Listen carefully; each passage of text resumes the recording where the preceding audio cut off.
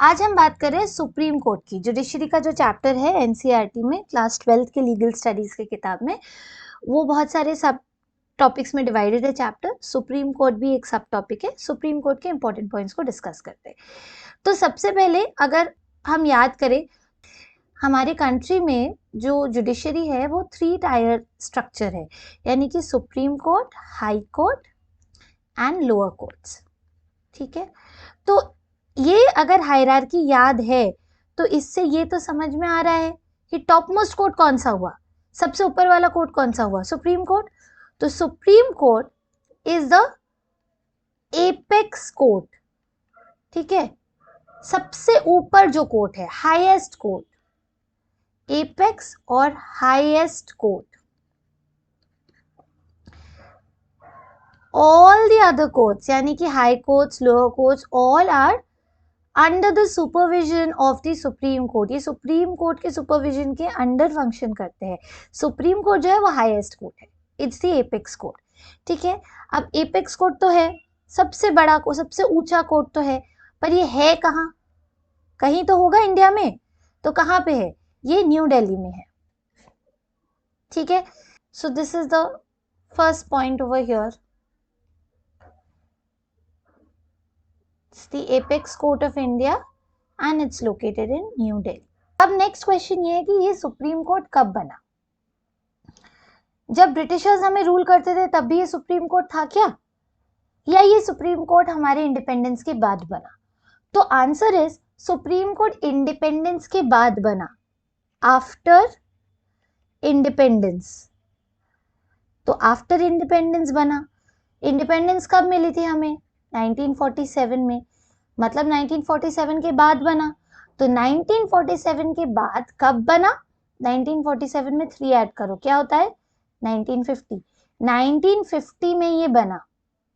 ठीक है, ये डेट याद रखो, 28th of January 1950। This is the date when the Supreme Court came into being. Supreme Court बना 28th January 1950।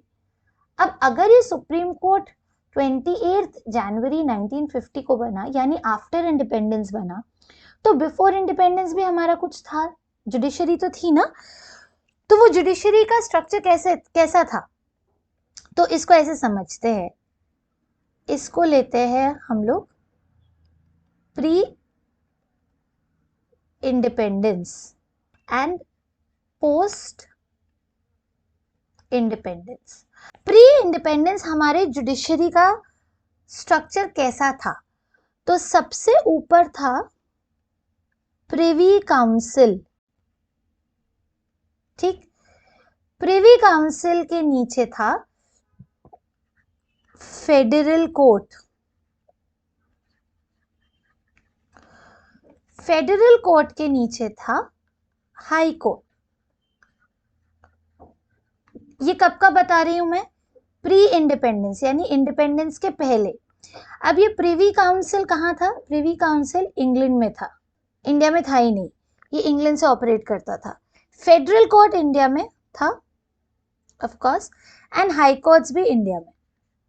बहुत सिंपल सी बात है, Privy Council top most court है, उसके नीचे फेडरल है, उसके नीचे हाई कोर्ट है, पर प्रिवी काउंसिल तो इंग्लैंड में था, तो इंडिया का टॉप मोस्ट कोर्ट कौन सा हो गया? फेडरल कोर्ट हो गया, है ना। तो हाई कोर्ट के डिसीजन से अगर कोई सेटिस्फाइड नहीं है, अगर कोई केस हाई कोर्ट में चल रहा है और हाई कोर्ट ने जो डिसीजन दिया उससे आप सेटिस्फाइड नहीं हो, तो आप फेडरल कोर्ट में जाओ।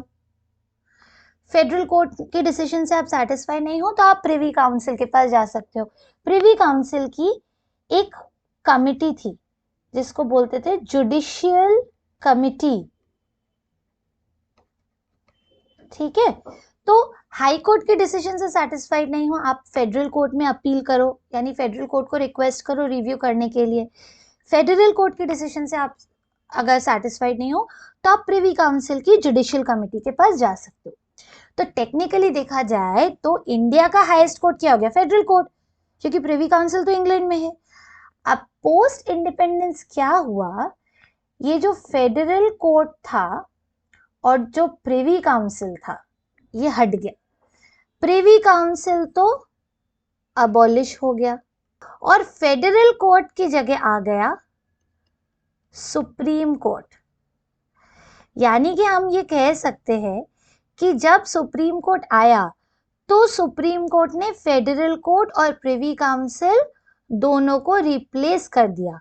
Supreme Court replaced the judicial committee of the Privy Council and the Federal Court. तो सुप्रीम कोर्ट के आने पे क्या हुआ, सुप्रीम कोर्ट ने फेडरल कोर्ट और प्रिवी काउंसिल की जगह ले ली और अब टॉप मोस्ट कोर्ट इंडिया में क्या बन गया, सुप्रीम कोर्ट बन गया। अभी इंडिया में क्या है, supreme court is the highest court, top most court, apex court new Delhi में है। कब बना ये, 28 जनवरी 1950 को बना, यानी कि पोस्ट इंडिपेंडेंस। तो पोस्ट इंडिपेंडेंस बना तो ऑब्वियसली प्री इंडिपेंडेंस कुछ था, वो हट के सुप्रीम कोर्ट बना। क्या हटा, प्रिवी काउंसिल की जो जुडिशियल कमिटी है और इंडिया में जो फेडरल कोर्ट एग्जिस्ट करता था प्री इंडिपेंडेंस, ये दोनों ही हट गए। ये दोनों हट के सुप्रीम कोर्ट आ गया। यहाँ पे एक बार ध्यान दो, supreme court of India came into being on the 28th of January 1950 and it replaced both the Federal Court of India and the Judicial Committee of the Privy Council, which were at the apex of the Indian court system under the colonial era. ये पूरी जो बात है इसको मैंने यहाँ समझा है। कॉलोनियल एरा मतलब क्या, जब हम ब्रिटिशर्स हमें रूल करते थे तो हम ब्रिटिशर्स की एक कॉलोनी थे, इसीलिए उसको कॉलोनियल एरा बोलते हैं। तो कॉलोनियल एरा में इंडियन कोर्ट सिस्टम था, उसके सबसे ऊपर क्या क्या थे, प्रिवी काउंसिल और फेडरल कोर्ट। तो ये दोनों को रिप्लेस करके सुप्रीम कोर्ट आ गया, right. So supreme Court replaced both the Federal court and the judicial committee of the privy council which were at the top apex of the Indian court system under the colonial era. I hope you've understood this. अब discuss करते हैं next point, यानी कि third and fourth point, ठीक है। तो supreme court है, ठीक है, आ गया 28 जनवरी 1950 को। अब सुप्रीम कोर्ट में कौन है, कौन कौन, who are the people who are part of the supreme Court. Supreme Court top most court है और सुप्रीम कोर्ट के भी हेड जिनको हम बोल सकते हैं वो है chief Justice of India, CJI। तो सुप्रीम कोर्ट में चीफ जस्टिस ऑफ इंडिया होंगे और जजेस होंगे, ठीक है। 1950 में जब सुप्रीम कोर्ट बना तब क्या था, 1 CJI एंड 7 जजेस, ठीक है। 1956 में क्या हुआ, 1956 में एक एक्ट आया, सुप्रीम कोर्ट नंबर ऑफ जजेस एक्ट। तो ये जो लॉ आया इसने बोला कि अब 7 जजेस नहीं रहेंगे, जजेस का नंबर बढ़ा दो, 1 CJI प्लस 30 जजेस, सो 1 CJI प्लस 30 जजेस। नेक्स्ट 2019 में ये जो एक्ट था सुप्रीम कोर्ट नंबर ऑफ जजेस एक्ट 1956, इसमें एक अमेंडमेंट हुआ, यानी कि एक चेंज हुआ, ठीक है। So the supreme court number of जजेस एक्ट, इसमें एक चेंज हुआ। चेंज को हम क्या बोलते हैं, amendment. Amendment comes from the word amend. Amend का क्या मतलब होता है, किसी चीज को अमेंड करना माने उसे चेंज करना। तो कई बार लॉज अमेंड होते हैं, चेंज होते हैं, उसमें कुछ ऐड होता है या उनसे कुछ रिमूव किया जाता है, तो उसे अमेंडमेंट बोलते हैं। तो ये जो सुप्रीम कोर्ट नंबर ऑफ जजेस एक्ट 1956 था जिसने कि 30 जजेस फिक्स किए थे, वो अब एक 2019 में उसमें एक अमेंडमेंट आया, ठीक है। ये अमेंडमेंट कैसे आया, बिल। ये बस इतना जान के रखो कि एक अमेंडमेंट, लॉ को अमेंड करने के लिए एक बिल की जरूरत होती है, वो बिल ही बाद में जाके न्यू लॉ बनता है। तो इस अमेंडमेंट ने क्या बोला, अब 1 CJI एंड 33 जजेस, राइट।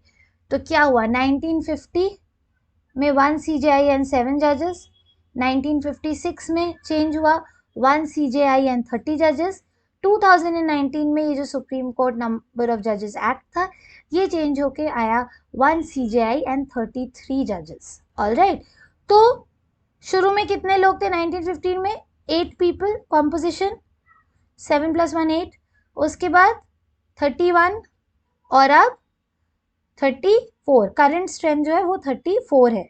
तो यहाँ पे यही लिखा हुआ है कि Constitution of India as it stood in 1950 में 1 चीफ जस्टिस एंड 7 जजेस, and at present the total strength is 34 जजेस, है ना, 34 जजेस including the Chief Justice of India. Chief Justice of India भी तो एक जज है, वो जजेस में सबसे सुपीरियर है, पर वो भी एक जज है, ठीक है। सो 34 है अब, 1 CJI एंड 33 जजेस। और ये हुआ कैसे? 1950 में 7 जजेस एंड 1 CJI था। 1956 में जो एक्ट था, सुप्रीम कोर्ट नंबर ऑफ जजेस एक्ट, इसने बोला 30 जजेस and chief Justice of India.